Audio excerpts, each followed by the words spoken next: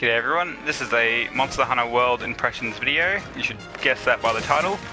For this clip I'm just going to be exploring the first area, the Ancient Forest, because I didn't want to do one of the later game ones, because some people might consider it a spoiler, but anyway, so we're just going to stick to the first one here.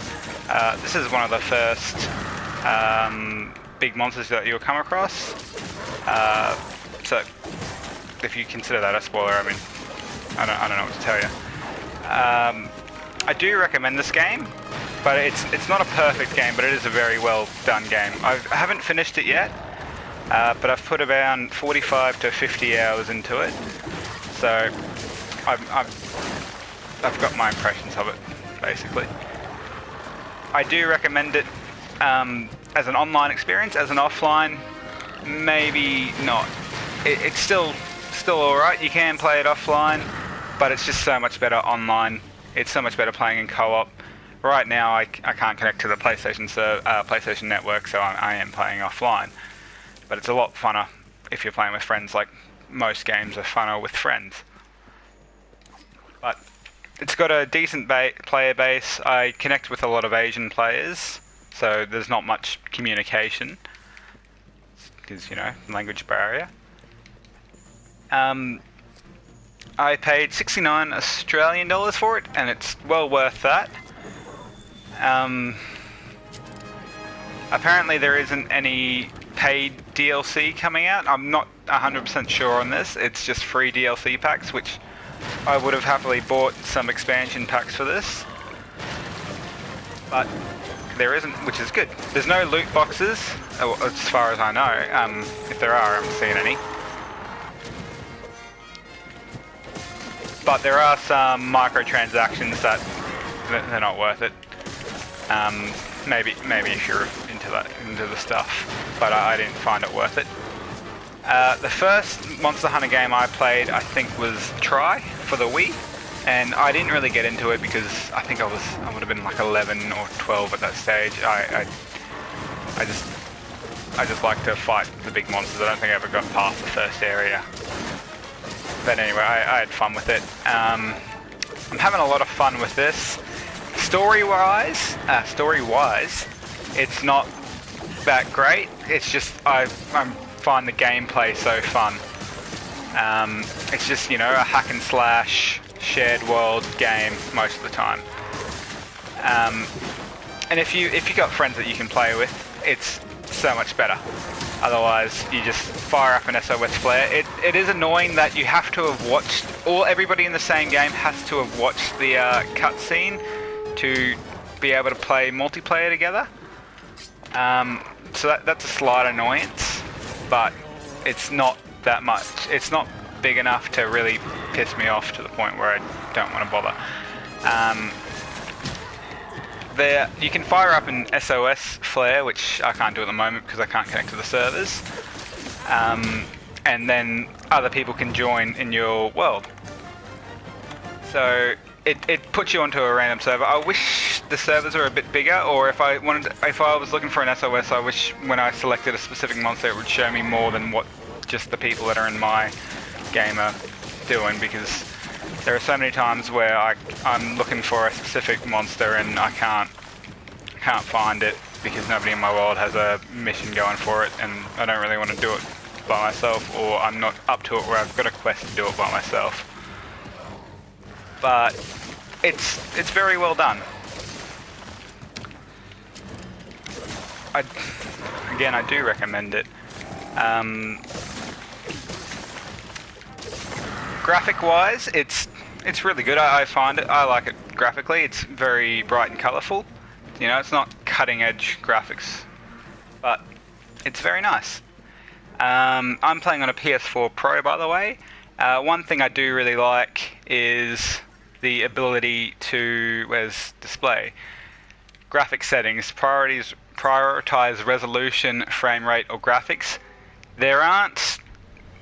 I would go with frame rate, but it's not a big enough frame rate buff on the PS4 Pro at the moment. Maybe there's been an update that does make it better, but you only gain like 5 frames a second. You take it up from 32 to 38. Graphics is pretty good. I mean, it's obviously it's the best looking one. I've just got it on resolution at the moment. You can change freely between frame rates and graphics, but to go to resolution to one of the other two, you have to restart the game. So yeah, like I said, I'm on a PS4 Pro. Xbox One X also has that setting, and I think the frame rate on that goes up a decent amount. I think it's like you gain 10 frames or something on the frame rate mode. Now, you saw in that display that I don't have HDR. I've got a 4K TV, but not a HDR10 one. Didn't really know that when I bought it, and I bought it a year or two ago. I didn't really care then. I just kind of wanted 4K. It was just decently priced for what it is. Now, don't go into this game expecting a great story. Maybe Monster Hunter Legacy fans will like the story, but I can't get into it at all. This game is all just about gameplay for me. Nothing to do with the story. The cutscenes, I don't like watching the cutscenes because the lip syncing is so out of time, and it's not pleasant to look at.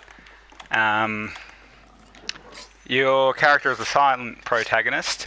Honestly, your Palico, the little cat thing next to me, it feels more like the main character than I do. So if you get in this game, it's best to have friends to play it with, because it's just so much better if you got that communication. I've been playing it online, but my typical online console is Xbox One, but I've kind of been moving to PlayStation a bit now because there's no exclusives, and I prefer the PlayStation now. So I've just been playing with random people, and a lot of them have been Chinese or Japanese, and I haven't been able to communicate with them because they don't speak English and I don't speak Chinese or Japanese. So, yeah. But you can't connect with your friends unless you've both watched a cutscene, which is a slight annoyance.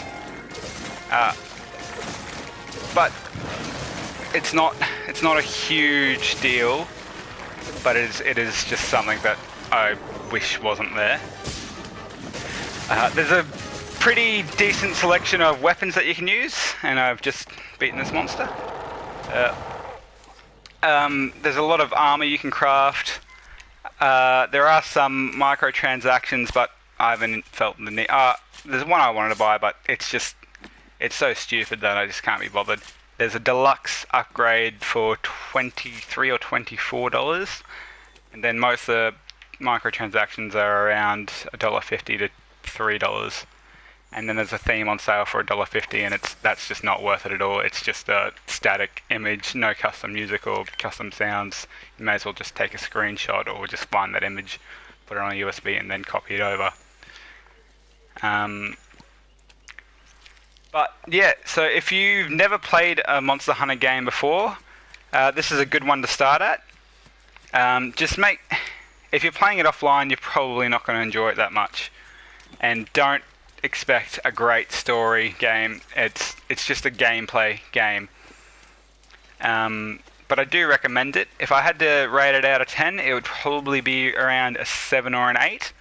It's a very good game, and I would buy DLC for it if they were to release paid DLC. So it's very well done. It feels great. Wish it had a higher frame rate so it was a bit more responsive, but the frame rate graphic setting at the moment isn't a big enough bump for me to really want to play on that. I do play on it from time to time. I do swap them over just to see the differences, but it's not a massive difference. So do support this game. It's selling very well for a Monster Hunter game. I mean, Monster Hunter's always sold pretty well, and now that it's on PlayStation and Xbox, of course it's going to sell well. I don't think it's on the Switch. I don't think it's planned to come out on the Switch. Maybe someday they'll release like a downgraded version, because this won't run on the Switch. It won't run at this graphic setting and this frame rate on a Switch. it won't be done. But I'd buy it for a Switch.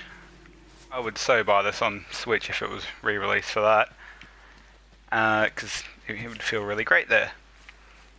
Like, a lot of games would feel great as a portable game on a Switch. But yeah, I do recommend this game. Have people to play it with, obviously. I've said that enough times. It is coming to PC in a few weeks, I think. I know it's a delayed release for PC, but it is coming to it. Pick it up on that if you can. If you have the option to get it on PC, I mean, yeah, of course you're going to get it on PC.